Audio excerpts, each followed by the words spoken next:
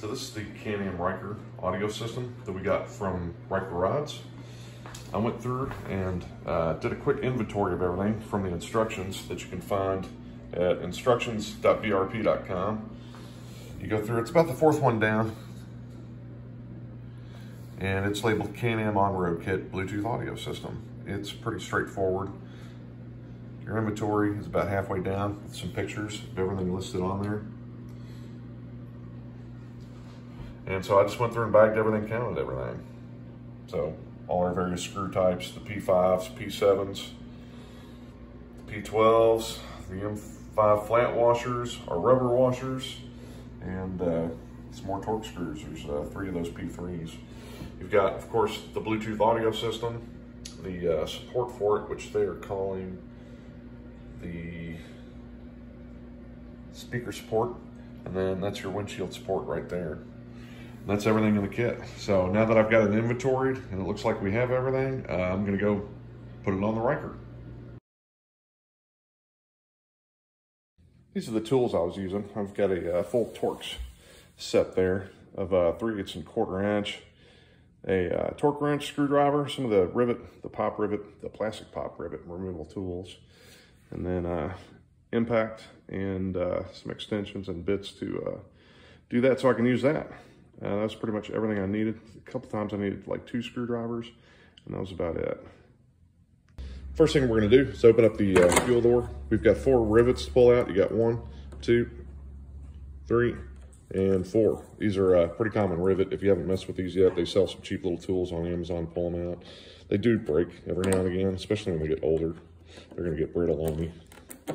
But you pull all 4 of these out, hang on to them, because we're gonna put them back in later on. See, I already got a cord popping out. But they are inexpensive. You can pick them up on Amazon. Most automotive stores are gonna have them. They're very common. Release up. And then we have to remove the upper fairing. This should be able to go into the back, and you're gonna wanna push it forward a little bit. That should release it up front. And then you're just gonna have to work it off of here. So it's loose now, but you have some cabling. I don't know if you can see it. You have some cabling right in here that you need to work off of this part. So go ahead and pull that off, and you're gonna keep that. All right, so I've gotten the upper fairing loose.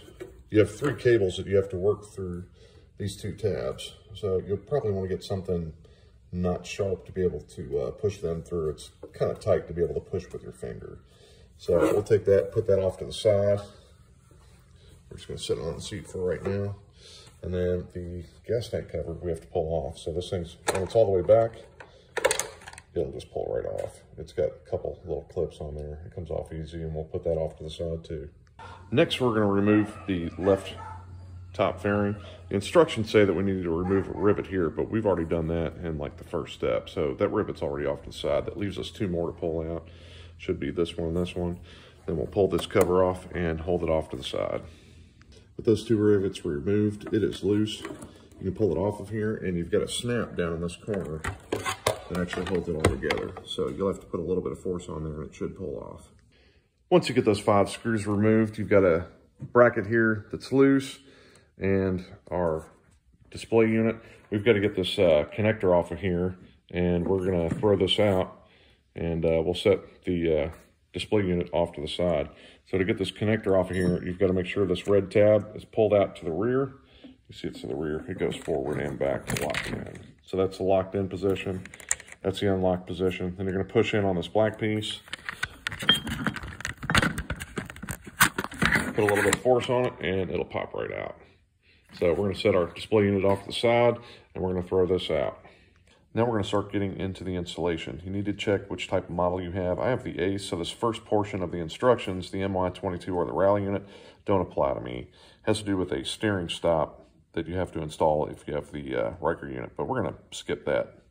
So we want to make sure that our cabling is still inside of our wire bracket. Our new mount is going to go right back in here. And then we've just got to put the screw into that hole. It's the P3 screw. It's identical to the one that we took out. And that should be a T40 Torx screw. So I'm going to go ahead and put that in. The next step for my bike, you've got to get that steering spacer into this little spot. And you may have to pry it a little bit. It's hard to get down and fit in there. And then you're going to stick your last two M3 screws in that hole and this hole over here, if you can see what I'm talking about, into that spacer. And these are those T40s again. And it's got a torque specification. I think it's at 126 inch-pounds. So I'll put these in and we'll torque that down. So we got all the screws in there. Actually, I had to loosen up the bracket up front. Loosen that screw up first a little bit to get these to line up. But after I loosened that up, I was able to get them in. Then I retightened that one back up, then tightened these up, and then torqued them. And it's 124 inch-pounds.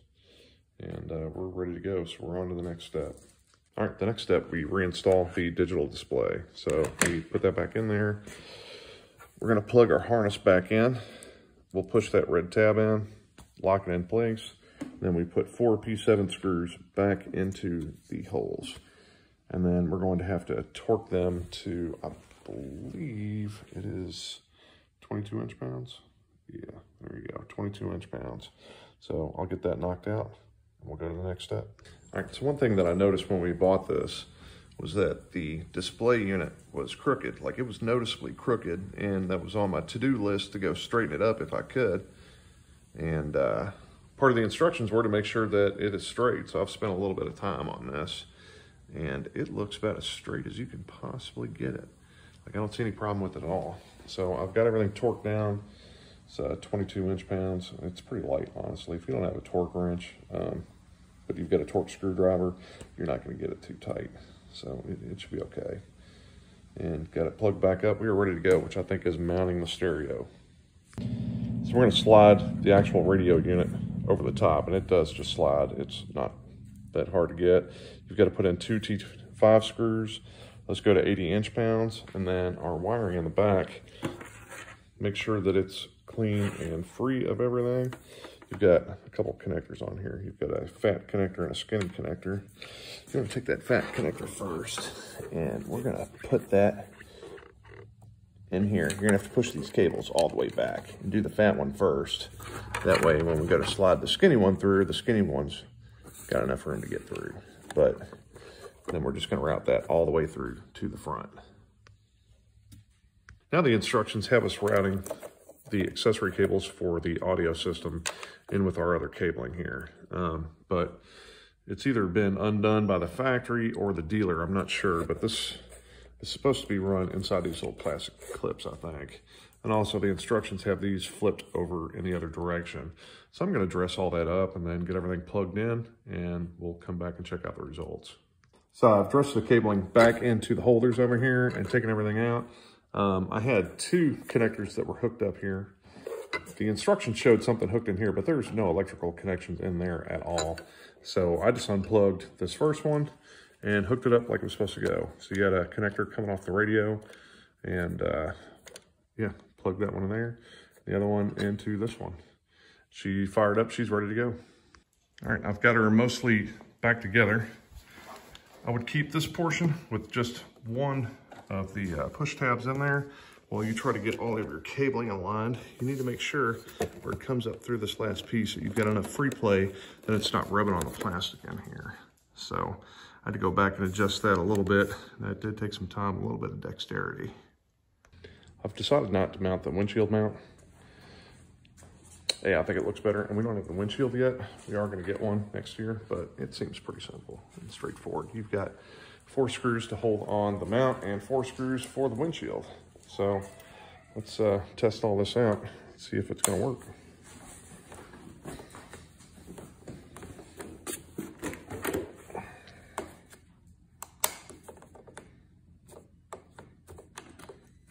All right, power's on. Hold down the power button, should flash. There it goes.